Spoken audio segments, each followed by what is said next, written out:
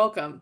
We're so glad that you're joining us for today's important conversation beyond the diagnosis, shifting the narrative from post-traumatic stress disorder to post-traumatic growth and resilience. My name is Dr. Sidra Montgomery. I'm a principal researcher at AG Associates with over a decade of experience conducting impactful research for military and veteran populations, and I will be moderating today's panel. This webcast brings together voices from across the military and veteran community, those with lived experience, clinical experts, and caregivers to explore PTSD not just as a challenge, but as a pathway to growth, strength, and connection. This event is proudly brought to you by AG Associates and the Military Veteran and Family Center of Excellence deployed by AG. AG Associates is a service-disabled, veteran-owned small business and mission-driven consultancy that's been tackling some of the toughest public health and organizational challenges for nearly 2 decades. From suicide prevention to strategic change, AG exists to make a measurable impact, one mission at a time. The Military Veteran and Family Center of Excellence deployed by AG is dedicated to advancing the capabilities of organizations that serve our nation's service members, veterans, and their families through high-impact solutions and strategic collaboration. By fostering learning, leadership, and belonging, and providing a platform for dialogue on key issues affecting military and veteran communities, AG's Military, Veteran, and Family Center of Excellence is committed to improving quality of life and driving meaningful outcomes across the broader service ecosystem. So before we get into our discussion, I'd like to ask all of our panelists to briefly share your background and how your personal or professional journey has brought you to this conversation on trauma and growth. Hello, thank you so much for having me, Sidra, and all of your colleagues at AG. I really appreciate it. My name is Kayla Williams, and as to my background and journey here, so I served on active duty in the Army for 5 years, deployed to Iraq for a year during the initial invasion back in 2003 as an Arabic linguist. I was enlisted. I also met the man who later became my husband while I was there. He sustained a penetrating traumatic brain injury from an improvised explosive device or roadside bomb while we were there. And I became a caregiver before that word was commonly used. I did not know anything about traumatic brain injuries. I did not understand how frequently post-traumatic stress disorder co-occurred with that, or how frequently major depressive disorder and substance use disorder can also co-occur in this like not a trifecta, but a quadrifecta of misery. I'm being a little snarky, but it was very, very difficult. The systems and services were not in place yet back when he was injured to support folks going through that. And to be quite honest, I put a lot of my own issues on the back burner because his needs were so much more salient. And I also found ways to cope with my own issues by trying to intellectualize what I was going through. So I dove into doing research. I spent about a decade total working at RAND, where I did research on issues including the invisible wounds of war, military sexual assault and harassment, caregivers. So I was doing good work, but also trying to understand my own experience at the same time. I also spent a couple of stints working at the Department of Veterans Affairs, running their Center for Women Veterans, running their Office of Public and Intergovernmental Affairs. And when I look back on my career, I have almost exclusively worked in public service of some kind, whether that's directly for the federal government or in the nonprofit world, kind of adjacent to government spaces. Great, thank you so much. Chris Gonzalez, I will have you go next. Good afternoon, everyone. I am Chris Gonzalez. I am the president of AG Associates. About 17 years now, I've been doing a lot of program strategy and implementation, data analysis and stakeholder engagement work in the mental health and substance use space. A lot of our client work was done for the Substance Abuse and Mental Health Services Administration, now part of the Administration for Healthy America. And I'd say within the last 5 years or so, we probably started expanding some of our work into services for veterans and military families. We've looked at things like quality of life programs and their effects on things like recruitment, retention, and readiness for the military side and the family side. And then on the veteran side, we've done a good bit of work on things like mental health and suicide prevention programs. I am a 17-year Marine Corps veteran. I've done combat deployments to both Iraq and Afghanistan. I actually only recently got out of the reserves where I served as an instructor. I've served on at least 4 different boards of directors for physical and mental health nonprofits. Currently, I'm on a board of directors for Strength in Numbers organization, which helps young men and women get into the military by increasing fitness and ASVAB. And I think one of the things that I'm most proud of is I am the associate producer of a movie called Bastards Road, pardon my language. So it's a very powerful story of things like recovery. And I would like to think it has a broader message, not just to the veteran community, but the American community, that, recovery is possible. As Kayla said, it's not a linear journey. But it does begin with looking yourself in the mirror, being honest with yourself, and, taking that first step, which is always the hardest. Great. Thank you so much. I will have Carrie Rogers go next. Hi, everybody. My name is Carrie Rogers. I am a clinical psychologist, actually, by training. I have spent pretty much my entire professional career working with, for, or adjacent to the military connected community. I worked at VA for almost 2 decades, and I've also worked in the nonprofit sector for a very long time. I have focused most of my research as well as clinical interests in evidence-based practices for post-traumatic stress disorder, as well as training and educating the next generation of behavioral health providers. It's a particular passion of mine, not just in evidence-based treatments, but also in culturally humble care, specifically with the military connected community. So, I really think of that as a specific population that has specific needs. And I think that many providers are not as aware as they could be about best practices, and simply ways of connecting with that community that gets in the way of providing good care. So that's been a huge chunk of the work that I've done in the last almost 3 decades now. I'm not gonna get real specific about how long it's been, but it's been a day or two. So I'm thrilled to be here, and I look forward to the conversation. Great. Thank you so much. Chris Jakomick. Uh, Thank you, Dr. Montgomery, and my fellow panelists here. It's an honor to be present with you. So I'm Chris Jakomick. I'm currently here at AG Associates itself as a senior consultant on a VA suicide prevention project. Little background about me is I spent over 20 years in the United States Air Force, and I had deployments prior to 9/11 and after that. And when somebody asks me, is like, what trauma have you been through? Well, it's interwoven throughout my entire career. During my first deployment, I actually unexpectedly lost my mother and came home on emergency leave. And then several months later, the events of September 11th would actually occur during that time frame. So grief turned into trauma, which turned into grief, which turned into this complexities. And later in my career, that would be bookended by the loss of my own brother, Lance Corporal Adam Jakomick, to suicide.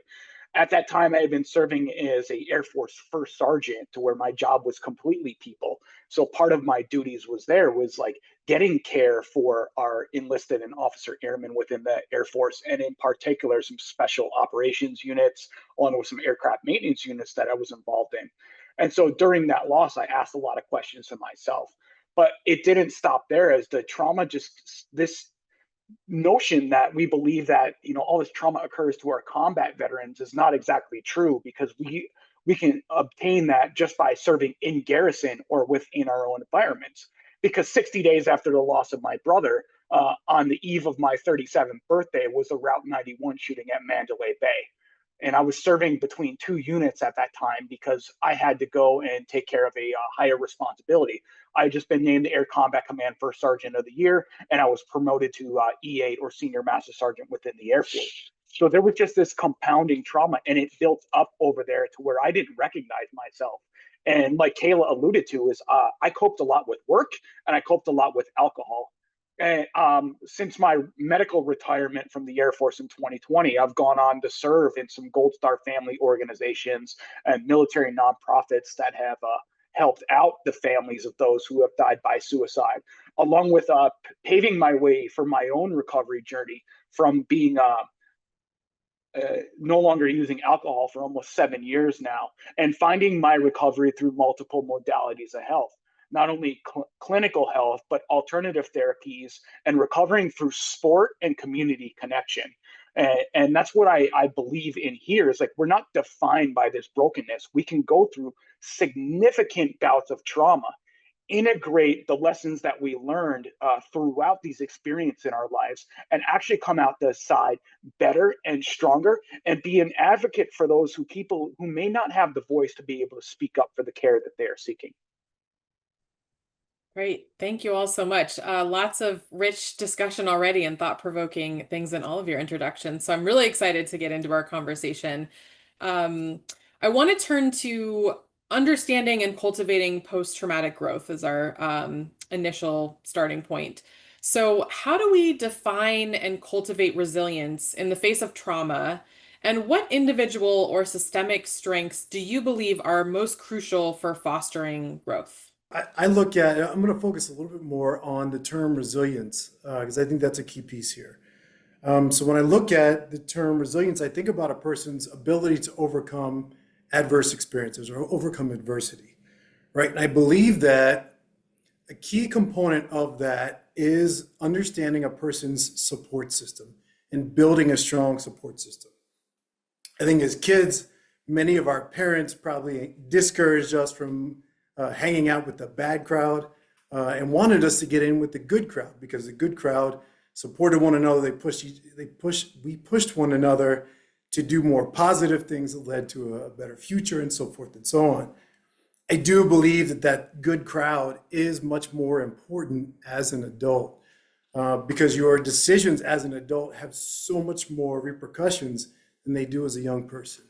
Some of those mistakes you may make, as a young person, fine, no big deal, but as an adult, could have some pretty big impacts, especially in things like financial and life circumstances.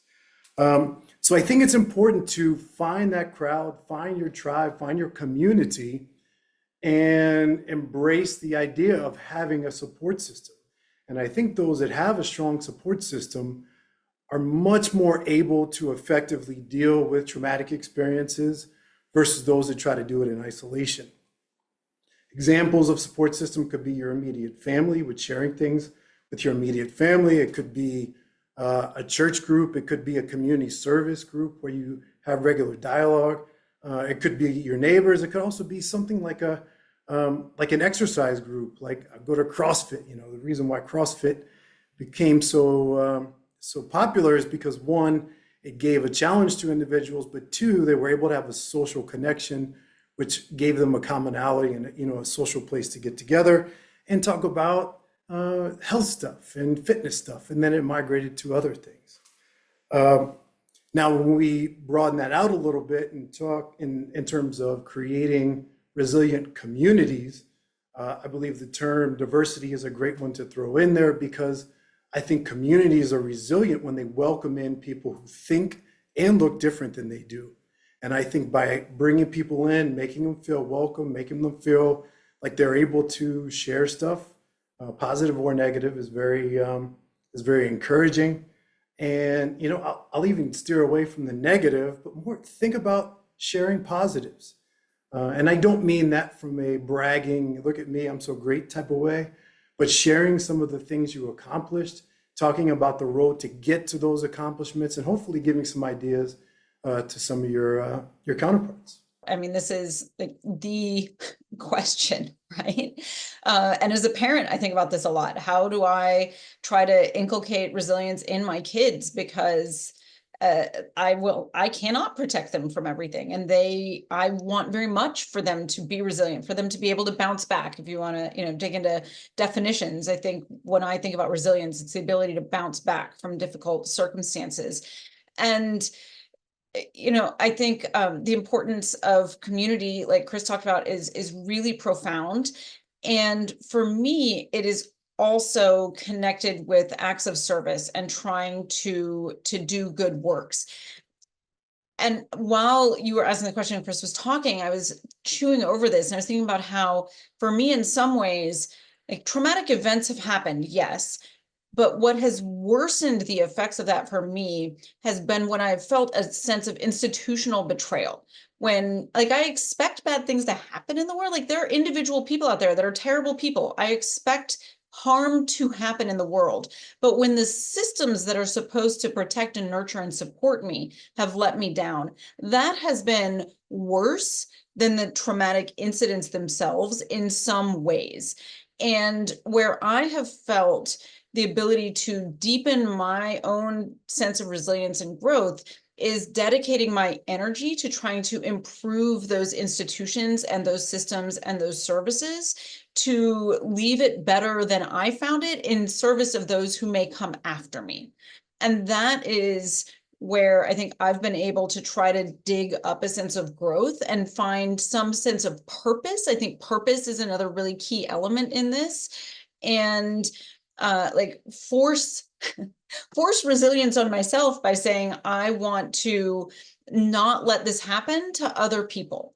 So I want to engage in acts of service in a purposeful way to strengthen my community and strengthen institutions. That is a way that I've tried to find resilience and growth and the ability to bounce back, is by saying, like, okay, this awful thing happened to me, but I can create, like, claw meaning out of it by serving others and trying to protect others. I actually am not a fan of the term resilience. I think throughout the years, especially in the post 9/11 generation, our military services used it too much to the point where it became a Charlie Brown teacher.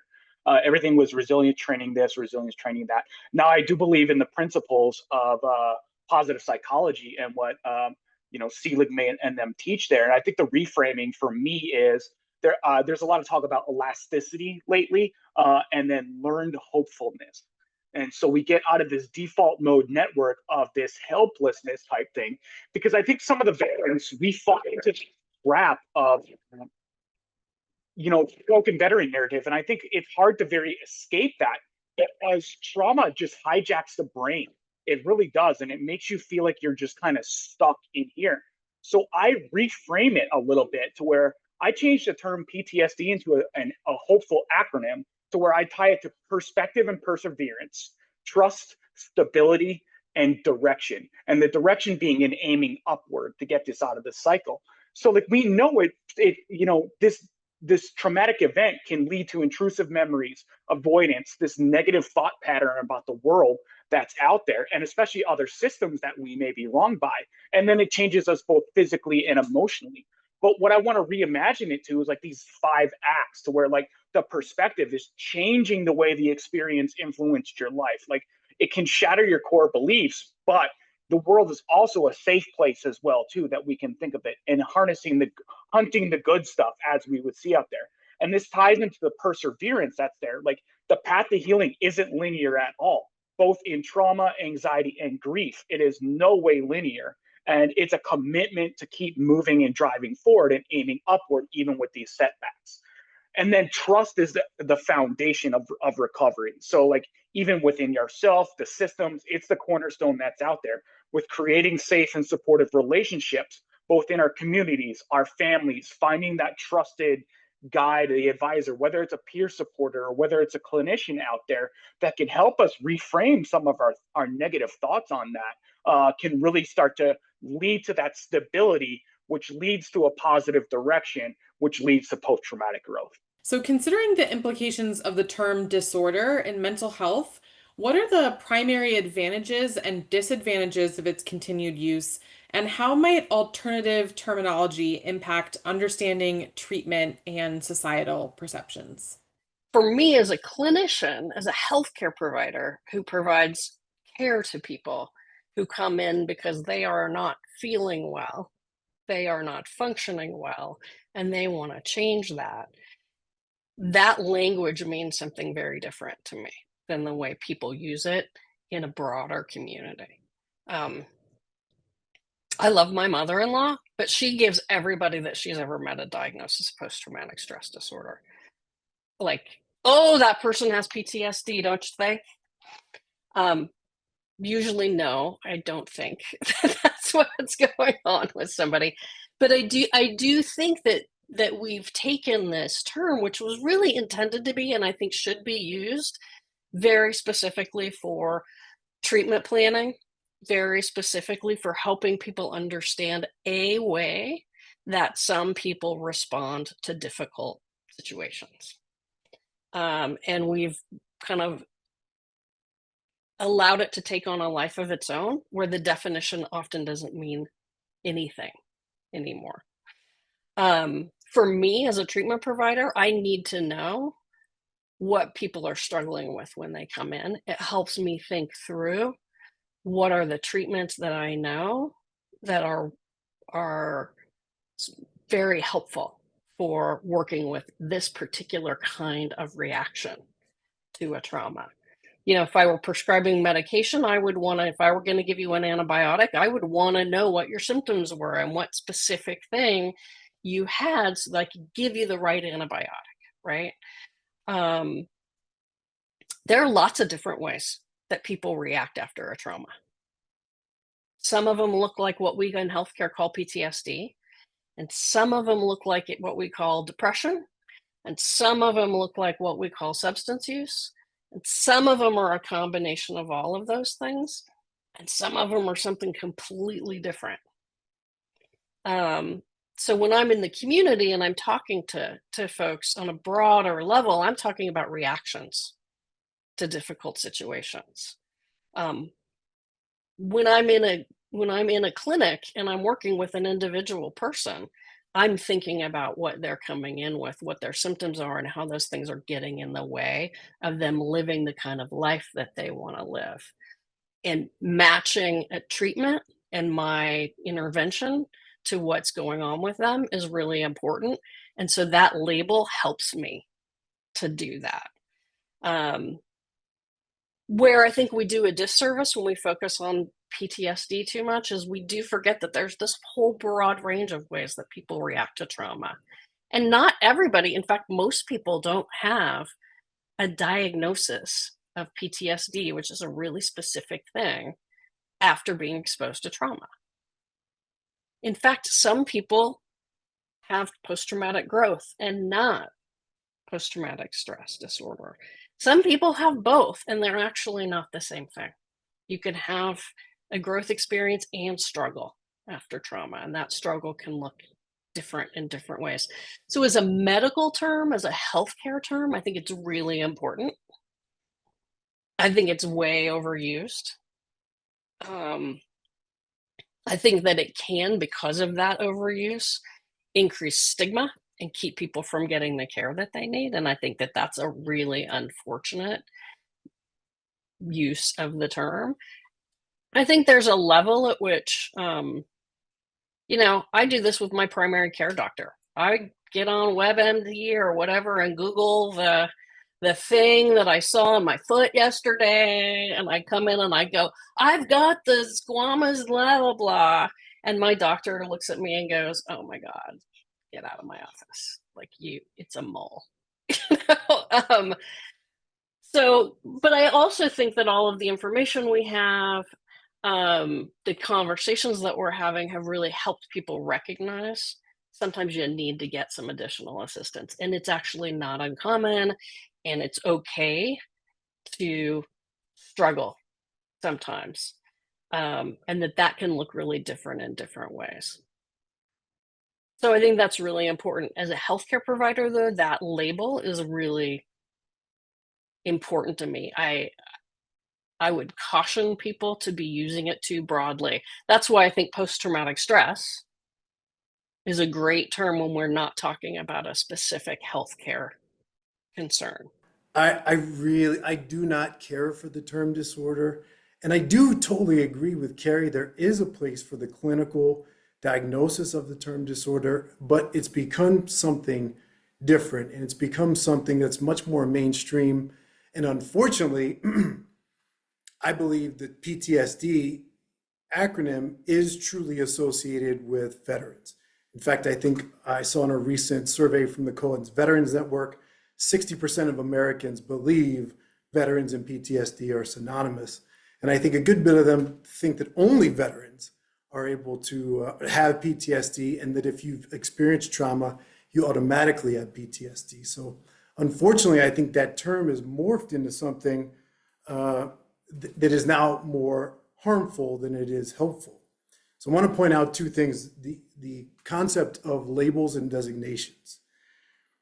When one enters into the military, you come from all walks of life, but when you get there, you work so hard to achieve the designation or the label of soldier, Marine, airman, so forth and so on.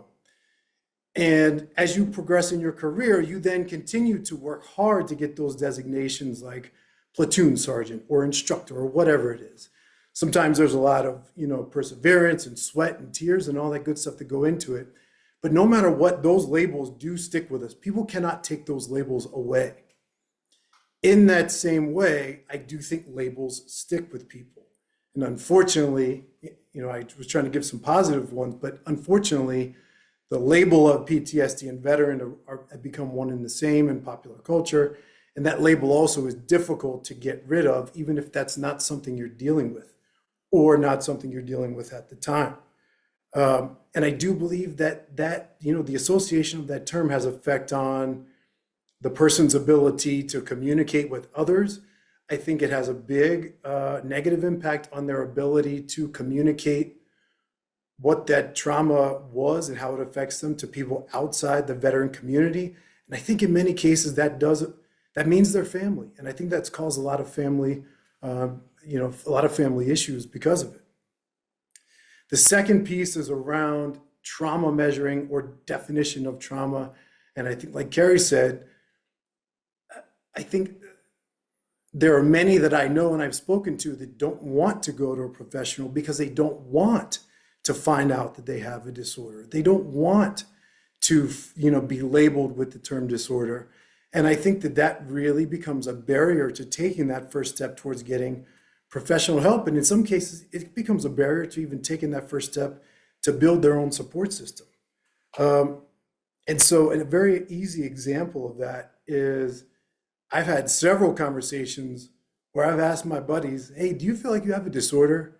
And they say no. And sometimes they say a word that starts with F and then they say no. And it's a very emotional reaction. And then I said, well, do you think you've ever dealt with things that were a result of kind of traumatic experiences we've had in our past, like from our deployments, whatever? And they say, yeah, I think so. Good example of that is Memorial Day, when people kind of get down on Memorial Day. So again, I understand the concept, but going back to how it's applied, I really have the issue with it. So I'd like to not scrap the term from the clinical side, but would like to just move to a different term, more on the post-traumatic growth, or just referring to it as post-traumatic stress. Thank you. Yeah, it's a really interesting conversation, right? Because people react really differently to things. I've sat in the room with many, many, many veterans who I've had a conversation with, and they've said, wait a minute, how did you know? And we've talked about what it is that's going on with them. And I said, what about this? Have you experienced that too? Oh, okay. I wonder if this is another piece of your experience. And they look at me and say, how did you know? We just met. How do you have any idea how did you know that I don't sleep? How did you know, or whatever it is, right? And I said, well, it has a name. I've worked with many people who have had this same experience and it has a name. And you know what that means? You're not alone. And had this incredible, massive relief happen for people. So it's really tough to extrapolate these conversations to a large level when individual human beings react so differently to names, to labels, to conversations. It can be tricky. It can be really, really tricky. And that's true outside of the veteran space as well. I've worked with lots of people who have had who've been veterans, but their traumatic experience happened outside of their uniformed service, um, who still struggle with some of those same challenges of thinking about things differently and what does that mean. Um, I do think the conversations about recovery and growth are really important to have, though. I think that recovering from a set of symptoms that you've been having is real different than growth following an experience. And they can happen together, but they don't always happen together. And I think in the clinical field, we pay a lot of attention to symptom reduction and not enough attention to growth. We can do those same things. We can do those things at the same time, but when I'm working with new clinicians, it's often not something that they're thinking a lot about. Um, we're thinking about curing or we're thinking about recovering from a disorder, and we're not always thinking about growth. And I think that's a way in which the label has its limits even in clinical practice. I don't know, but I don't know what the solution is. I sometimes wonder about, if we rename something, is that name going to take another life of its own? And we're going to be renaming things every 5 years. You know, I don't know what the answer to that is, but it's an important conversation to have. Well, and we have renamed things over years and years. We talk about it like battle fatigue and shell shock, and then the renaming of all of it. And I know I'll be short here, so Kayla can interject as well too. But for me, like my experience, I think the diagnosis is a key that can unlock doors to different modalities of treatment. It is the key that unlocks the skeleton doors that may be able to get you into the care that you need. Is that's the way I view it as a medical perspective. And in my own journey is what I discovered, and there's a pretty widespread quote out there, is I sat with my post-traumatic stress long enough until she told me her real name was grief. That's a beautiful phrase, Chris. Thanks for sharing that. And other Chris, when you were talking, I was wondering to what extent some of this may have gendered implications when you said you don't hear about PTSD outside of the veteran space, because I tell you, in the civilian sexual assault community, it is definitely a widespread terminology, a very well-known concept, and people do not exclusively associate it with military service. I think like Carrie, think of it as a useful term in the clinical space and as a way to also differentiate when something is to a level that is significant enough that it is worth seeking relief from those symptoms. When I talk to people about PTSD or post-traumatic stress, I talk a lot about how, like, the first 6 months after I got back from Iraq, I exhibited a ton of symptoms of post-traumatic stress that are very, very classic, but they faded over time, over that like 6 month period, to the point that they were not negatively impacting my life. Like, if they had sustained and were negatively impacting my life, that's when I would have said, like, oh, maybe that's like slipping into disorder territory where I should be seeking support from a professional to get like a clinically meaningful reduction in those symptoms so that I can live the kind of life that I want to live. But a lot of the things that we may think of as like symptoms of PTSD, like hypervigilance, they're adaptive in a combat zone. They are adaptive if I go into a dark alley now, and I may want to be able to turn that back on. So, it isn't necessarily an all or nothing scenario. It isn't, it is a gradation.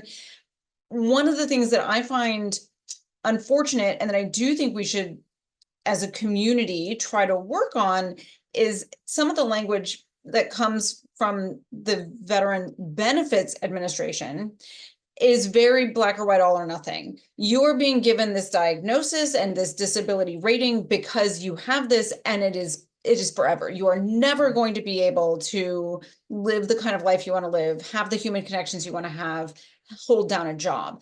That, I wonder a lot about the extent to which that type of language can set a trajectory where, if you do not believe that improvement is possible, you don't believe that growth is possible because you're being told by the federal government, like, you are now so broken that we are going to pay you every month for the rest of your life because this is a permanent thing. That language concerns me. I wonder if there's a way that we can adapt, adjust, reframe in that sense to set an expectation that improvement is possible. And in fact, with the right treatment, we can expect a clinically significant reduction in symptoms, and people can expect to have the quality of life that they want to enjoy. That's really meaningful. We unfortunately are in a scenario where a lot of folks have this terror that if they experience that, their benefits will be yanked, and they may be relying on that to pay their bills. So we're in a messy scenario. I personally do not see the benefit of saying like, oh, we should rename it post-traumatic stress injury. We need to make it PTSI to, focus on the triggering incident instead of like, that has not resonated with me or with people that I spend a lot of time with. I know that it does matter a lot to some other folks. One other element that I want to mention when it comes to language that I have found interesting is for those who've experienced military sexual trauma, which is an umbrella term that includes both sexual assault and sexual harassment.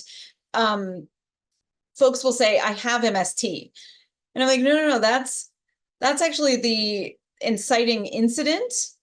Like, you may have PTSD or major depressive disorder or substance use. You may have any number of clinical diagnoses triggered by the incident, but MST itself is not a diagnosis. And I have been really fascinated to watch that term like shift in casual colloquial usage to be a substitute for PTSD that is caused not by combat, but by sexual trauma. And so language as it is used does shift and change through time. Obviously, we are no longer talking like Shakespeare, much less Chaucer. So, language does evolve, but how we want to take it and mean it is going to be, it's going to keep going through time.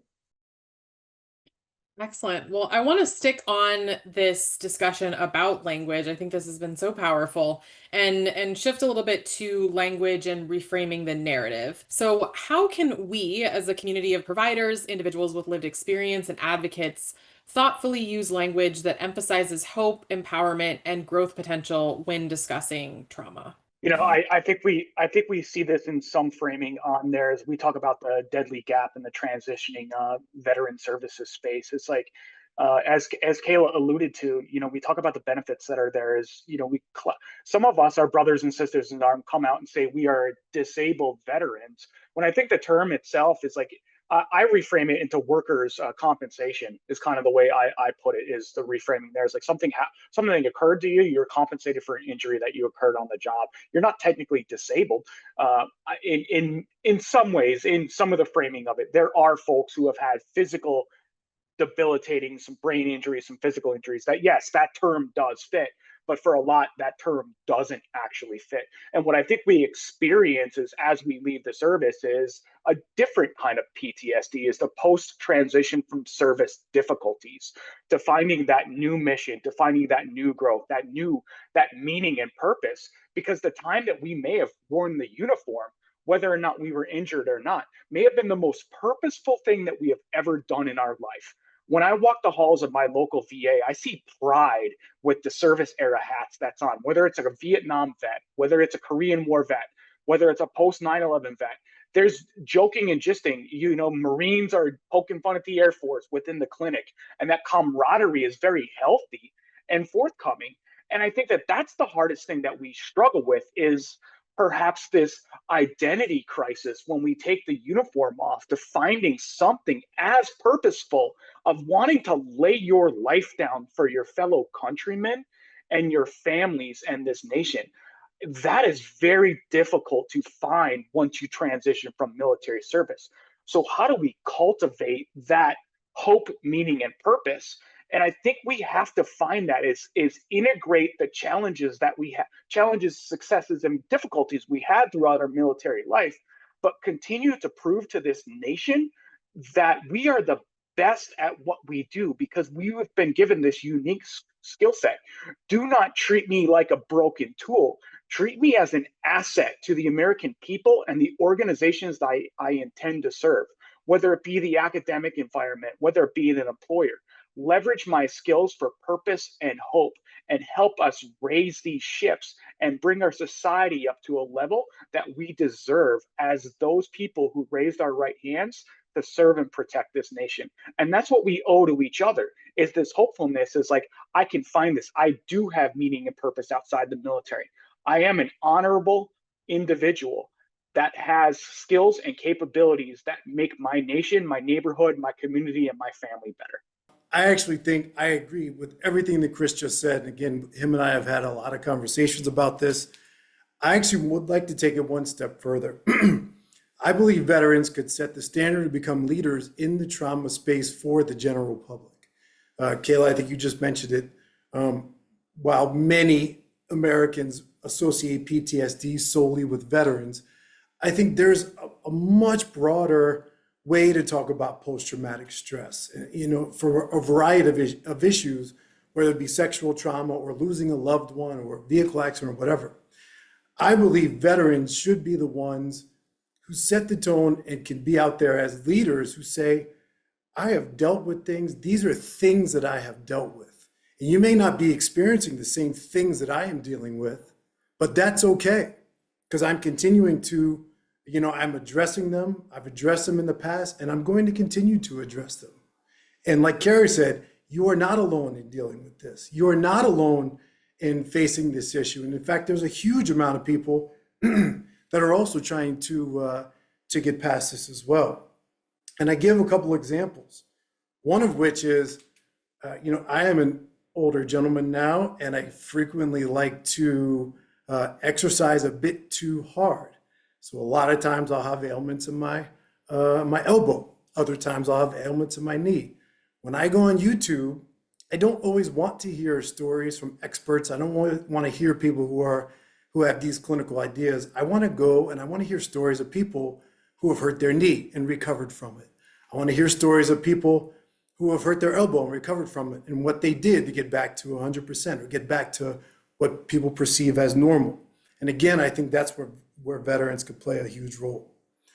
The second piece is, I think, I'll give another example about losing friends in combat that I embrace. And it's kind of even a mindset of just looking at issues in a certain way, in a way that I feel is a bit more focused on the future versus the past. And so that, I've lost one friend in Iraq and one friend in Afghanistan. Both, I wouldn't say were terribly close, but I did, lose them. And I think about them frequently. So I can do one of two, in my mind, I can do one of two things. I can relive the days where they passed away and where they were attacked. Or I can look at my life and the fact that I have my life, limbs, and sanity as a gift, and that I carry on in their honor, and that I do that in the honor of all that we've lost. And so, that's the mindset that I like to encourage in terms of the veteran community. And in no way will I ever say that certain types of trauma are not debilitating. I recognize that some are. And I recognize that post-traumatic growth, people aren't always ready. But the roadmap to get there is what we can share. Being vulnerable is what we can share. And I would argue, what do we have to lose as a community? We face fear. We've been fearless in other times.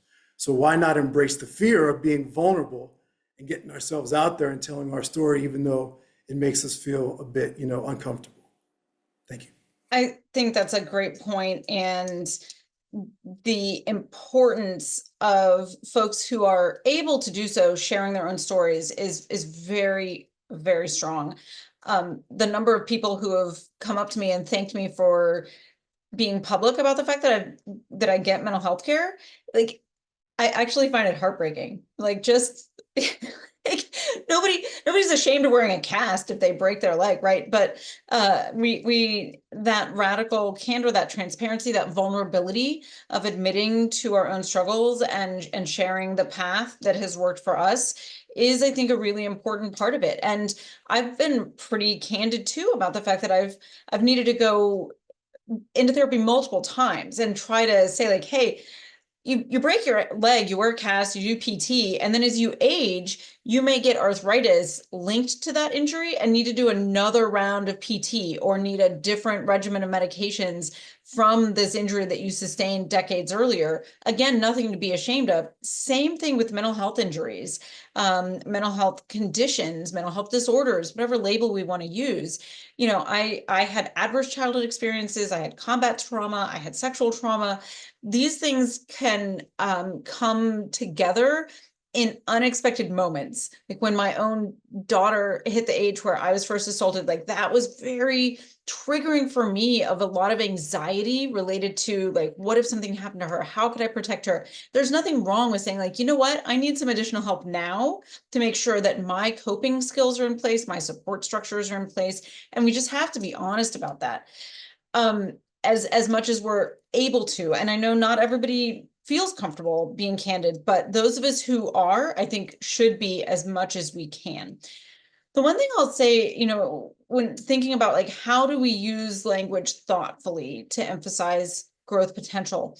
One of the things that I get skittish about are some folks who are very powerful advocates for post-traumatic growth that occasionally slip into using language that implies that absolutely everyone can do it, and hint that if you haven't experienced it, like you're not trying or you're not open to it, and kind of re-stigmatize not having grown after trauma. And so I think that is one of the things that we need to be very thoughtful about, very cautious about, not shaming people if they do not find growth in the aftermath of trauma. We're all complex. We all have a lot going on. And I want us to set that message that clinically significant reductions in symptoms, very possible if you do the work, growth, very possible, but not an expectation. You shouldn't feel like you're broken or there's something wrong with you if that is not the result that you get. I feel like so woo, but I want to hold space for people having really different experiences and be supportive for wherever folks are on their individual journey. Also just throw out, I've seen, like we all know that the online space can be super toxic, but there are some people in the online space who really seem to send this message that like, this is new for post 9/11 veterans. Ignore the fact that like Vietnam vets really fought to have this diagnosis recognized, or, you know, send this message like that we're weaker because a higher percentage of us experience PTSD. And I find all of that really unhelpful. From my time at VA, I know from VA providers that talk about having elderly patients who admit on their deathbed to having had profoundly traumatic experiences that they have been carrying alone for decades, that have caused them deep inner distress for decades, but they have never revealed that to even sometimes their closest family members, loved ones, friends. And that I find heartbreaking. I really, truly hope that by more of us being candid about what we're experiencing, we can encourage more folks to seek help and community instead of carrying these burdens alone, sometimes for decades, sometimes trying to bury it with things like alcohol, when they could have more clinically effective support and experience relief from some of the really intense pain that they're feeling at much younger ages. Well, I think as you're talking, the word that keeps coming, there are a couple words that keep coming up for me, Kayla. One is humility, right? And we don't actually ever know the whole story of somebody else's experience. And, you know, growth and recovery both, and I think they're different things. And I use them really intentionally as different things. So when I'm speaking of that here, I'm using them very intentionally of different things. Growth and recovery happen for different people at different times in different ways. And I do believe that people have the capacity to grow, but I don't believe that I know when that's going to happen for them or why it may or may not be happening for them. I believe that people have the capacity to recover. And I have tools that can help with that if they're in my office, but I do not know if they're going to be a good match for this person in this moment at this time. And I don't even always know why. Right. And so I think that's a really important piece to always remember. There are lots of variables that go into this, including intersectionality, right? Race, ethnicity, gender, age, and that, you know, it's not just age, but it's sort of the generation in which you experienced your trauma and the generation in which you experienced or in which you came to know what mental health meant and whether or not it was okay to talk about or not okay to talk about. There are regional differences in this country. I grew up in Kansas in the 80s. It's not California in 2025, I'll tell you that. That impacts the way that I think about things. You know, I grew up, well, my father's a veteran.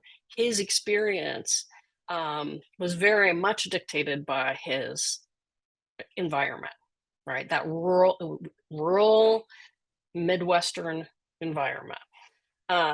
You know, sexual orientation, there's all sorts of things that impact people's timing of growth and recovery. And so we always have to hold that we actually don't know most of those things about most everybody else. And so the sort of humility that we need to have when we have these conversations is really important. And I also think it's really important that most of us are doing the best we can with the information that we have at the time that we have it. And it's really important to cut people some slack too around the way that they try to help or the way that, you know, like we've all stepped in it too, and sort of being willing to give people a little space for that is really important too. So I want to shift to talk about support systems. And so how can support systems be designed to offer individualized, evolving care that meets people where they are while recognizing what we've been discussing, that growth isn't always linear? And I know there's been some discussion amongst you all about community and peer support as well. So if you have specific thoughts about those areas, would love to hear that in addition to other types of tailored and evolving support. You know, I'm going to reiterate something that Chris Gonzalez said earlier. Yay, Chris. Um, Social support in whatever form that takes. And that doesn't have to be 20, 30 people that are at your house every night for a barbecue, right? For some people, that's one or two really meaningful connections. Sometimes it's being in a system or a community that has more support available to you. It looks very different for different people. But having some way of accessing support is one of the most consistent predictors of health and well-being. You want to call it resilience, it's growth, recovery, which are all, I think, different ideas and different things. But support, having some sort of social support, is one of the best predictors of all of those things. And so setting up systems where that's possible is really valuable. Those systems are going to look different for different people too. So we really have to think about different communities and different ways of doing that. There is not one right answer. And I think it's very important that we think about that. Yeah, and that's where I agree wholeheartedly with Dr. Rogers here, is because what form of social support looks like to somebody may not be the same for some others. So like my communities of choice beyond my family, it's like I find a lot of recovery through the martial arts community, and I know that's big in the veteran space because there's some connectedness and there's some some outward aggression, and it ties into kind of some of that. But in there, mine's more and more Taekwondo, because I can give back and I can mentor others on bringing up the path. I'm a big fan of heavy metal music, and that is a very communal environment there.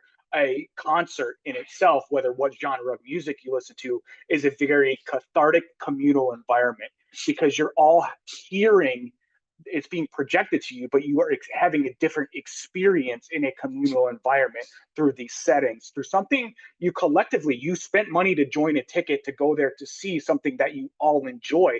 So it creates this cohesive environment. And then the other play I like is, I'm a heavy endurance road cyclist.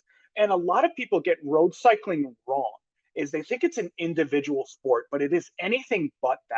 Road cycling is one of the most profound team sports that is actually out there, because everybody has their role. And so what you may see is somebody may be pulling on the front, and you may need, at that time in your recovery, you may need a peer or somebody to pull you along to where that you are in there and you are getting the benefit of the draft. And the benefit of the draft in cycling is key, along with the formations. You may need to be in an echelon to where somebody's blocking you from the wind, so you can recover properly, because you may be a sprinter and that's your role on the team. Or you may be a setup person for somebody that you can lead them out to the finish line and together achieve this goal as a collective team and as a collective community. And I think that that's what we have with the power in our veteran community. As far as recovery goes, we're one of the communities that actually does it the best on caring for our own, because we have so many other support systems that are built uniquely to meet the needs of our veterans, our service members, and their caregivers to where they're at. So if you're interested in equine therapy or physical sports or anything like that, is like, we've built these microcultures within our own community for you to test things out that may form these communities that eventually bring you towards whatever healing is there. Echo what both panelists have said, and would like to introduce the concept of community health. I've written several articles about this in terms of most people understand physical health. And if I do these things, I will be healthy, and in terms of your diet and your weight and, understanding the circumstances of your health and your family history, things like that. I think generationally, I'll agree, the older generation embraces mental health much differently, though I do feel like the GWAT generation has embraced mental health in probably a more open way.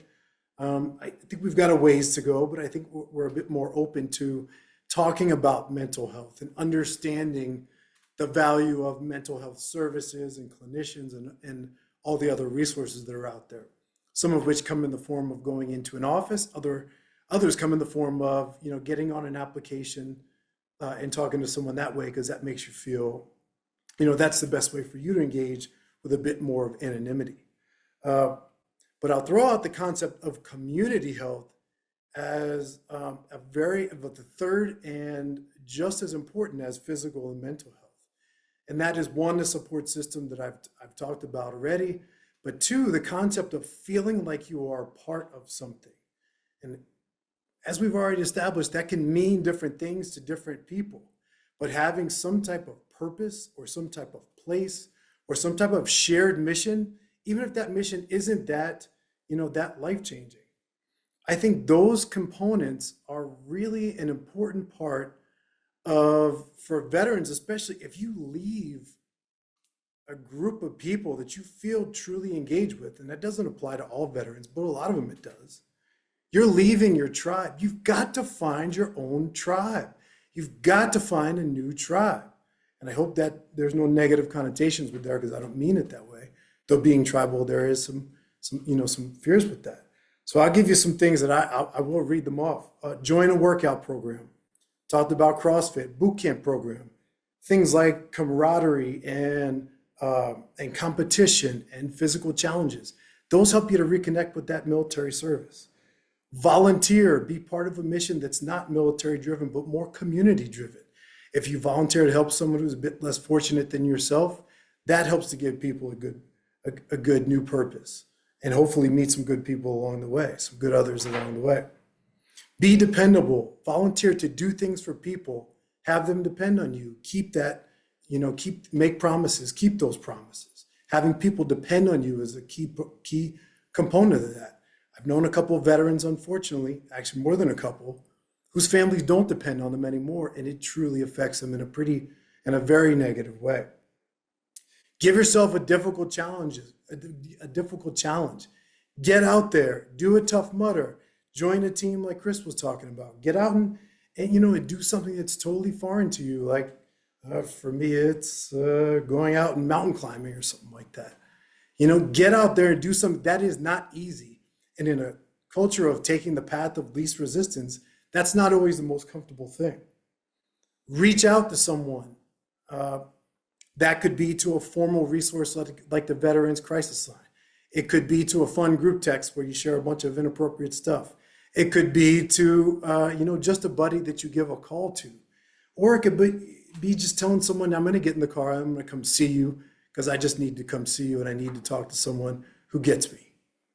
And finally, Kayla, I think you alluded to this one, get off of social media. For me, social media is the worst place for you to be if you're going through something, because everybody puts their own filter on social media.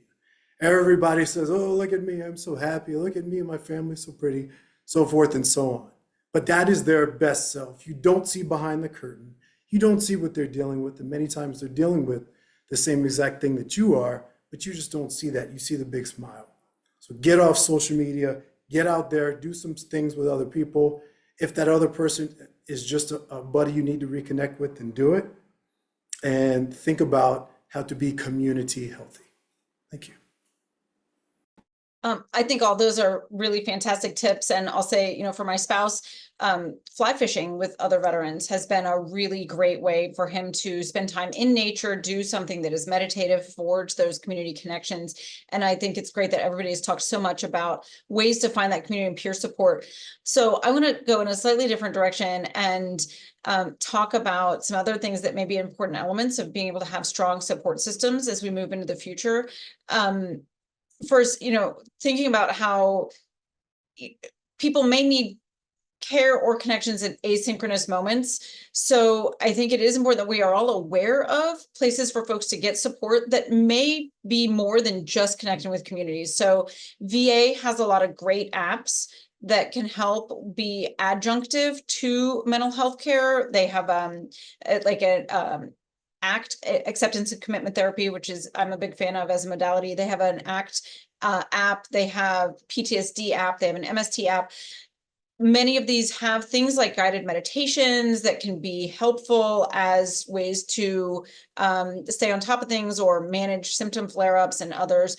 I also want to really drive home that, it's been mentioned, we leave the military, that is this big disruptive thing, but it also points to the fact that veterans go home to various communities all over the country. We don't go live in veteran barracks and go to veteran exclusive jobs and often we're not getting veteran exclusive healthcare.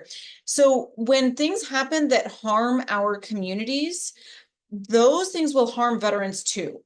And I think about ways that like for me, telehealth is fantastic. I don't have the time to drive 45 minutes, fight for parking, walk inside, do my appointment, do that in reverse. I can't take 4 hours out of my day for an appointment. So for me, telehealth is amazing. It's fantastic. There are many parts of the country where that's not an option because they don't have broadband. And so government programs that are out there trying to increase broadband access are really important. And when we see cuts to those programs, it's going to harm veterans as it is harming other members of those communities.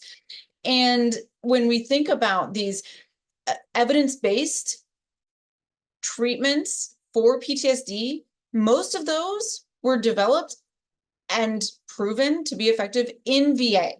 And so I want to urge everyone to fight for a strong VA system of care, direct care. I have been seeking some care outside of VA while I'm waiting for VA appointment to be available. And the non-VA clinician that I'm seeing asked me in our first or second appointment, what is MST? And it was that like gut punch reminder of why we need a strong VA, because that cultural competence, or as Carrie said, cultural humility, like it isn't always there. And VA provides high quality, evidence-based, culturally competent care with no copays for the vast majority of patients. And we need a strong VA. And I am going to resist with every part of me threatened cuts to VA, because we need a strong direct care system. And we need other types of supports out there to make sure that veterans can pay the bills, that they can have broadband access, that they're not going to bed hungry, these things that will layer on top of and add on to stresses that may already exist. So when we're thinking about recognizing growth may not be linear and meeting people where they are, like, let's think about ways that other harms to our communities will amplify those situations, those harms for veterans. I think about how important it is for folks who are the primary caregivers to young children or the primary caregivers to aging parents to be able to find support in meeting those needs. I was only able to go and do a 2-week intensive outpatient program because I have a spouse at home who was able to step up and be the primary caregiver for our kids. Well, what about people who don't have that? How can we create systems that support folks in meeting their other needs so that they can focus on getting their own mental health needs met? These are complex, these are hard. I don't have an easy button for this. I would just urge everyone who's thinking about how to solve these problems to remember how important our broader communities are and how imperative it is that we continue to fight for services and supports to benefit all of us, that we pay for with our taxes, and that we should demand remain strong and serve all of us. Excellent. Well, I want to move on to a wrap-up question. So I want to ask the group a very broad question. You can take this any direction that you want to. So looking ahead, what collaborative steps can we take as a community to continue fostering a wider understanding of PTSD? I would like to know a little bit more about individuals before they enter the military, and how that affects a person's transition, how that affects a person's ability to embrace trauma or overcome trauma, because many of the people you see in boot camp, you see a wide variety of people from all different walks of life. I know I've said that before, but many come with issues. Some come from broken homes. They come to the military escaping certain things. And I think the military is actually the perfect place for those people because it gives them a place that they didn't always feel. Again, this is based on a lot of conversation that I've had. So it gives them a place to feel welcome. It gives them a place within a team. It gives them a sense of purpose. And all of those things help to, I believe, not mask some of those things that has happened in their past, but make them less significant. And I believe when a person transitions out into the civilian side, into the veteran side, they lose a piece of themselves. And I think that about everybody.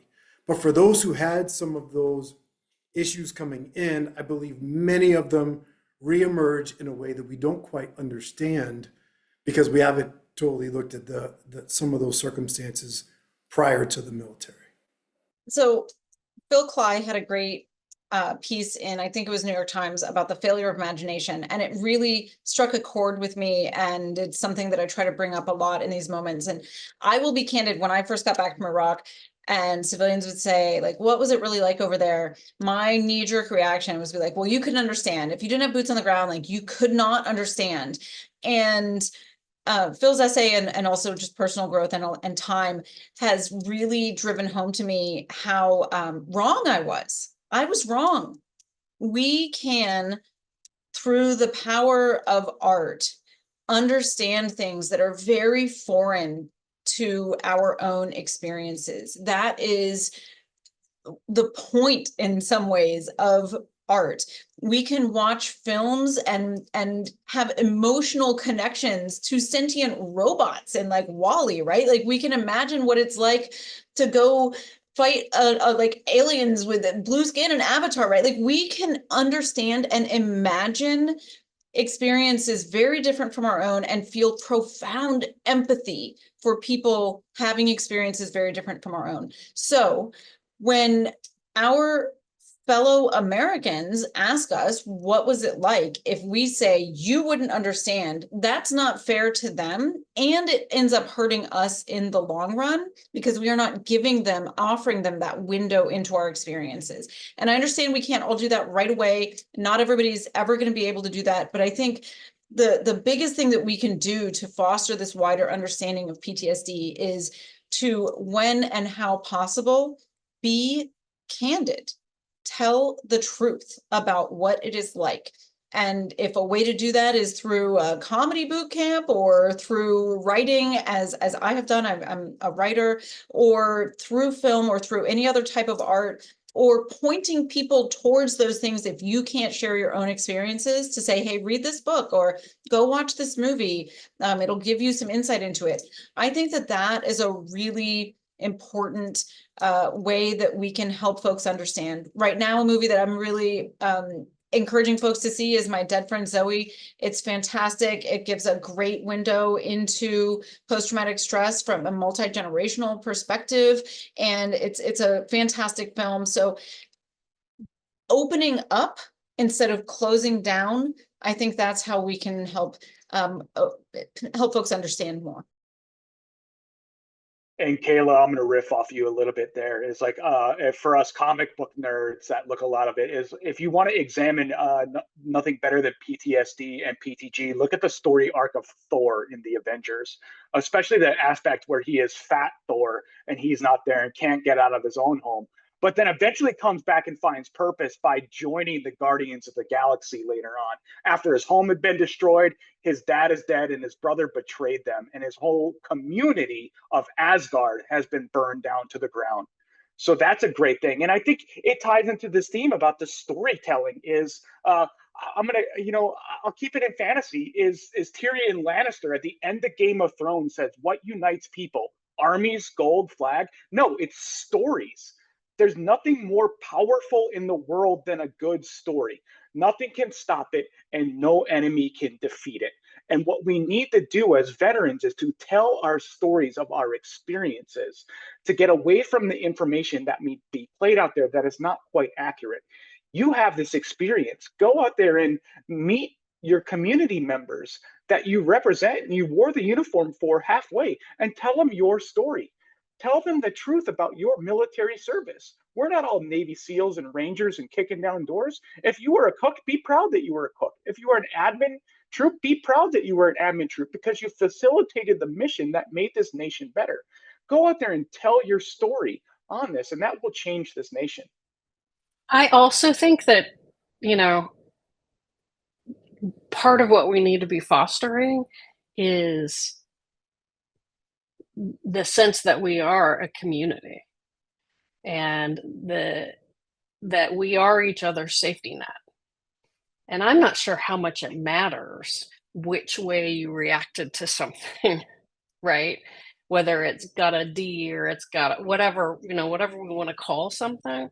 What we're talking about is fostering each other's recovery and growth. And I think the best way I can describe this, and I don't really love this jargon, when we are othering people, right? Oh, that's you, not me. That's when we get in trouble. That's when we lose sight of that we are in communities with people who have different experiences that we do and react to different things than we do. And it doesn't mean that you always have to understand. You don't have to always understand to show up and to ask how you can be helpful, to support somebody in their getting better or in their growth or in their just being where they're at right now, because there's not any movement right now, and that's just what it looks like. But I really think that what we need to be doing is foster a sense that we are all in this together. And maybe we can back off of some of the labels and some of the othering that's happening and just remember that we're neighbors and you don't even have to like everybody, but you can still show up. Well, I'd like to thank all of our panelists for sharing their insights and you as our viewer for tuning in. We hope that you found this discussion to be informative, insightful, and meaningful. As an organization dedicated to fostering learning, leadership, and belonging to improve quality of life across the broader service ecosystem, the AG Military Veteran and Family Center of Excellence is proud to provide a platform to talk about the key issues affecting military and veteran communities. We encourage you to share this video with your network, and together, let's reframe the narrative. You can follow and catch up with everything that AG and our Military Veteran and Family Center of Excellence is doing through our LinkedIn page and our website, agassociates.com. Thank you for tuning in.